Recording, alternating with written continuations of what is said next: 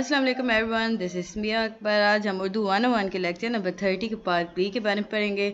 اب سب کو پارٹ اے سمجھ آ گیا ہوگا، تو شروع کرتے ہیں۔ اب ہم یہاں پہ پریم چند کے بارے میں پڑھ رہے ہیں، ٹھیک ہے۔ پریم چند ایک افسانہ نویس تھے، یاد رکھیے گا۔ اردو میں پہلے افسانہ نویس کو ہم پریم چند کہتے ہیں۔ پریم چند نے اپنا جب پہلا افسانہ لکھا تھا وہ کس زبان میں لکھا تھا؟ MCQ ریلیٹڈ ہے، بنگالی میں انہوں نے اپنا پہلا افسانہ لکھا تھا۔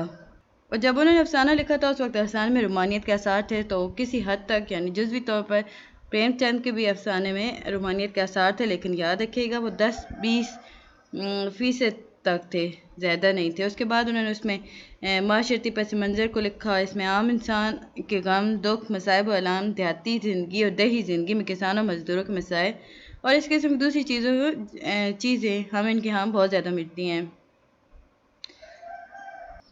پریم چند اپنے ناول نویسی میں مقصدیت، اصطلاح اور تخلیقیت تینوں چیزوں کے ساتھ لے کے چلا کرتے تھے، یاد رکھیے گا، مقصدیت، اصطلاح اور تخلیقیت۔ اب ہم پریم چند کے بارے میں، ایک ڈاکٹر ہیں ڈاکٹر سلیم اختر، وہ کہتے ہیں کہ پریم چند ایک کمیٹڈ ادیب تھے۔ وہ جدید ادبی مباحث میں کمٹمنٹ کا بہت چرچا ہے۔ اس کے ڈانڈے جنگ عظیم 2 میں یورپ کے زیر زمین تحریکیوں سے ملائے جاتے ہیں، جبکہ اردو ادب میں کمٹمنٹ کی اولین مثال پریم چند کی صورت میں ملتی ہے۔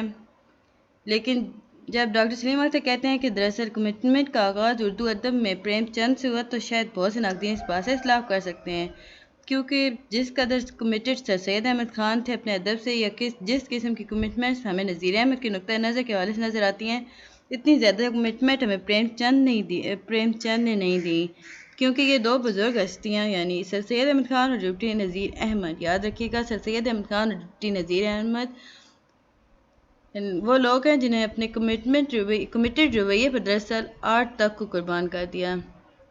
لیکن ہم کسی حد تک کہہ سکتے ہیں کہ سلیم اختر نے جو کہتے ہیں کہ پریم چند کمیٹڈ آدمی ہے، تو ایک لحاظ تک وہ بھی ضرور ٹھیک ہے، کیونکہ پریم چند اپنے کمٹمنٹس کے ساتھ اپنے فن کو لے کے چلا کرتے تھے۔ ان کے پیش نظر ہمیشہ ان کا فن رہا، کبھی بھی انہوں نے اس کا دامن اپنے ہاتھ سے نہیں چھوڑا۔ اب ہم پریم چند کے افسانوں کو ناقدین بنیادی طور پر 2 ادوار میں تقسیم کرتے ہیں۔ ادوار کی تاریخیں یاد رکھیے گا، 2 ادوار میں، پہلے ادوار کے ذیلی حصے بھی ہوں گے، لیکن ابھی ہم 2 ادوار دیکھ رہے ہیں۔ ایک ابتدا سے 1932 تک اور دوسرا 31 سے 36 تک کا دور ہے۔ افسانے کا فن ایک خاص ارتقائی عمر سے گزرا تھا جس ٹائم وہ لکھ رہے تھے، تو ابتدا میں ان میں بہت سی خوبیاں اور خرابیاں تھیں، جو آہستہ آہستہ بہت سی کمزوری تھی جو آہستہ آہستہ درست ہوتی گئیں۔ اب ہم یہاں پہ ان کے جو پہلا دور تھا اس کے 3 ذیلی دور بتائیں گے۔ پہلا وہ دور کہ جس میں انہوں نے ابتدا کی کہانی نویسی یا افسانہ نویسی کی، اور یہ وہ دور 1909 تک محیط رہا، یاد رکھیے گا، ان کا پہلا دور 1909 تک محیط رہا۔ اس کے بعد دوسرا دور جسے ہم 1909 سے 1920 تک محیط کر سکتے ہیں، جس میں وہ معاشرت کی عکاسی پر زیادہ قادر نظر آتے ہیں اور بہتر انداز میں اپنی اصلاحی رویے کو بھی پیش کرتے ہیں۔ تیسرا وہ دور ہے جسے ہم 1920 سے 32 تک محدود کر سکتے ہیں، یاد رکھیے گا۔ انہوں نے ملازمت سے استعفیٰ کب دیا تھا، کس دور میں دیا تھا، تو یہ 1920 سے 32 تک کا ایک دور ہے۔ اس کے بعد انہوں نے اپنے سارے افسانوں میں سیاسی اصلاحی رنگ کافی زیادہ بہتر انداز پیش کیا، جیسے کہ ان کے افسانے کا نام یاد رکھیے گا، جیل، بھاڑے کا ٹٹو اور قاتل۔ یہ وہ معروف افسانے ہیں جن میں انہوں نے سیاسی اصلاحی رنگ استعمال کیا ہے۔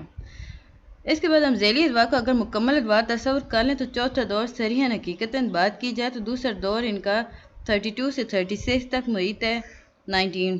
یہ دور وقت کے اعتبار سے بہت مختصر معلوم ہوتا ہے، یاد رکھیے گا، ان کا دوسرا دور بہت مختصر معلوم ہوتا ہے۔ ان کا پہلا ادوار جو تھا وہ تقریباً 25 سے 30 سال تک محیط رہا تھا۔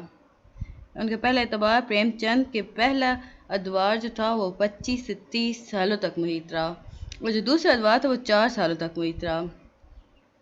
لیکن اس دوران ایک مسئلہ یہ ہوا کہ 1932 کا سن بہت اہمیت کا حامل ہے۔ اس دور میں افسانوں کا ایک مجموعہ مرز اشاعت میں آیا جس کا نام تھا انگارے کا مرز اشاعت آیا 32 میں۔ اسے جنہوں نے لکھا تھا یا تشکیل دیا تھا وہ چار مصنفین تھے۔ ان کا نام ہے سجاد ظہیر، رشید جہاں، محمود ظفر اور احمد علی۔ اب جب یہ انگارے نام کا مجموعہ سامنے آیا تو اس نے اردو ادب کی دنیا میں آگ لگا دی، یا یوں کہہ لیجیے ایک تہلکہ برپا کر دیا۔ اس میں ایسے موضوعات تھے جو پہلے کبھی افسانے میں استعمال نہیں ہوئے تھے۔ اس سے پہلے افسانہ جو تھا وہ رومانوی سمندر میں ڈوبا ہوا تھا، لیکن اس کے آتے ہی ایک دو تین ہمیں نئے رخ ملے افسانے کی طرف سے، رومانیت کو پیچھے ہٹا دیا گیا۔ اب یہاں پہ ہم بات کرتے ہیں رومانیت، افسانے کو رومانیت دی کس نے؟ تو یاد رکھیے گا حجاب امتیاز علی، جو دراصل امتیاز علی تاج کی زوجہ تھیں۔ امتیاز علی تاج کی جو زوجہ تھی ان کا نام تھا حجاب امتیاز علی، یا حیدر علی جوش، سلطان حیدر علی جوش کو بھی اس میں شامل کر سکتے ہیں۔ یہ وہ افسانہ نویس تھے جنہوں نے زیادہ تر افسانے کو رومانیت دی، لیکن انگارے کے جب وجود میں آیا تو اس میں انقلاب کی بات کی گئی، باغیانہ انداز تخاطب اپنایا گیا، اسلوبیات میں قدر سختی آ گئی اور ترشی آ گئی۔ اس کے نتیجے میں اردو افسانہ دیکھتے ہی دیکھتے رومانیت کی مخمور فضاؤں سے نکل ترقی کی پسندیدیت کی دشت اور صحرا میں سفر کرنے لگا۔ جب ظاہر ہے جب پورے اردو افسانے پر اثرات مرتب ہوں گے تو پریم چند پر بھی اثرات ہوں گے۔ چنانچہ 1932 کے بعد کے افسانے میں ہم دیکھتے ہیں کہ پریم چند ایک خاص انقلابی انداز اپنا لیتے ہیں، کافی قدم منفرد انداز میں ہمارے سامنے آتے ہیں۔ اچھا، اب اس دور میں انہوں نے جو افسانے لکھے تھے ان کا نام یاد رکھیے، کفن ایک کا نام تھا، یہ بہت معروف افسانہ تھا، یہ ہم آگے جا کے پڑھیں گے اس کی ڈیٹیل، اور اس کے علاوہ زادرہ، ایک زادرہ کے نام سے معروف افسانہ تھا۔ یہ زادرہ جو انہوں نے لکھا تھا یہ پنڈتوں کے بارے میں لکھا تھا۔ اب زادرہ میں ایک چیپٹر ہے یا ایک حصہ تھا، اس کا نام واردات لکھا گیا، وہ بھی کافی مشہور ہوا۔ اب ہم پریم چند کے بعد کرشن چندر کے نام کی طرف آتے ہیں۔ عصمت چغتائی کی بھی بات ہو سکتی ہے، قاضی نسیم کے حوالے سے بھی گفتگو ہو سکتی ہے۔ ہم سعادت حسن منٹو کے ذکر کے بغیر اردو افسانے کی روایت اور تاریخ کو مکمل نہیں کر سکتے۔ عزیز احمد نے اردو افسانے کی ترقی میں بہت سے اہم کردار ادا کیے ہیں۔ احمد علی، جن کا بھی میں نے تذکرہ کیا ہے، انہوں نے بنیادی طور پر انگارے کے نام سے جو کتاب آئی اس میں کچھ افسانے لکھے تھے۔ ممتاز مفتی یا حسن عسکری یا احمد ندیم قاسمی، امپورٹنٹ نیمز ہیں، یاد رکھیے گا، ممتاز مفتی، حسن عسکری یا احمد ندیم قاسمی، یہ وہ لوگ تھے جنہوں نے ترقی پسند تحریک میں بڑھ چڑھ کر حصہ ڈالا تھا۔ اور بھی بہت سارے نام ہیں جیسے کہ غلام عباس، احمد ندیم قاسمی، حسن منٹو۔ اوکے، اب دیکھیں جب پاکستان مرز وجود میں آ گیا تو غلام عباس، احمد ندیم قاسمی اور سعادت حسن منٹو یہ وہ لوگ تھے جس کے ساتھ اردو افسانہ تقسیم کے بعد پاکستان میں داخل ہوا۔ ایم سی کیوز میں آ سکتا ہے کہ اس کے ساتھ داخل ہوا تھا، ان مصنفین کے نام بتایا تو یاد رکھیے گا، غلام عباس، احمد ندیم قاسمی، سعادت حسن منٹو۔ اب ہم آگے چلتے ہیں، دیکھتے ہیں جی افسانہ نگار کو مقابلے خاص اور امتیازی حوالے سے اس وجہ سے کر رہے ہیں کرشن چند جو تھے نا، تذکرہ ہم اس لیے کر رہے ہیں کہ وہ باقی افسانہ نویسوں کے ہاں تو بہت سے ترقی پسندی اعضاء یعنی مقصدیت، باغیانہ پن، انقلاب کی بات، طبقاتی کشمکش کو دکھانا، یہ ہمارے باقی افسانہ نگار کا مجموعی طور پر دیکھتے ہیں۔ کرشن چند ایسے تھے، وہ اپنے افسانوں میں شاعرانہ زبان استعمال کیا کرتے تھے، اور جو شاعرانہ زبان کی وجہ سے وہ کچھ رومانیت کی طرف بھی آ گئے تھے۔ اب انہیں کشمیر سے بہت زیادہ محبت تھی، کشمیر کے واسطے انہوں نے بہت زیادہ کتابیں لکھیں، کہانیاں لکھیں۔ اب ان کے نمائندہ جو افسانے تھے ان کا نام یاد رکھیے گا، جہلم 9 پر ہے، یہ کرشن چندر نے لکھا تھا۔ بالکونی، یہ بھی انہوں نے لکھا تھا۔